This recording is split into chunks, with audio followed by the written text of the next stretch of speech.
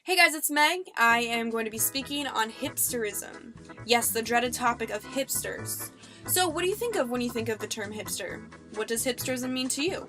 Everywhere you look, there is hipster this or that. Hipsterism is a fast-growing phenomenon in our generation. So, I felt responsible to diagnose and determine whether this is something to be feared or embraced. This is my motivation for the quest to truly define a hipster.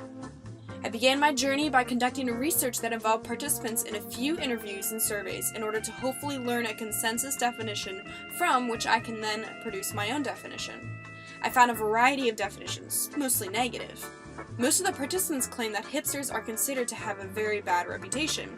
They are associated with pretentious, long-bearded, thick-rimmed glasses posers who refuse to eat anything that is not organic, speak only in witty banter, believe that a revolution is the fix to any political conflict, and overly protect the environment. The hipster haters are so popular that even hipsters don't even identify themselves as hipsters. Some of the participants believe hipsters are taking on cultures that are not theirs. How can someone correct another on the pronunciation of Versailles, France, when they've never even left the country? Poser, you haven't even traveled. So once I had all my research feedback, I searched for something that all the different definitions had in common. It seemed impossible for sifting through the hipster haters, to fans, to the I don't cares, but eventually I found it. Something that reflected everyone's definition. Maybe they said being hipster is avoiding mainstream, or doing it before it's cool, but there was one thing hidden underneath all of those definitions. That was originality. So, popular belief is that to be hipster is to be original, right? However, basically everything has been done, worn, or said already. So, how is it possible to be a hipster? Well, start from scratch.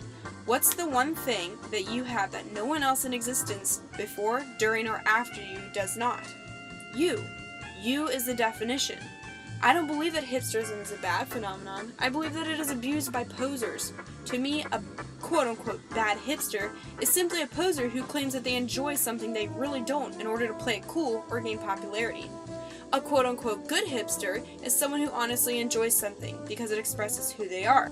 Hipsterism is basically the current word for originality. If you're taking on the look or characteristic of a culture without taking on the meaning, then you're not living true hipsterism. So yes, you may discover that wearing thick-rimmed glasses, growing a handlebar mustache like Wyatt Earp from the late 19th century Wild West, or riding an inconvenient antique bike that expresses you as you.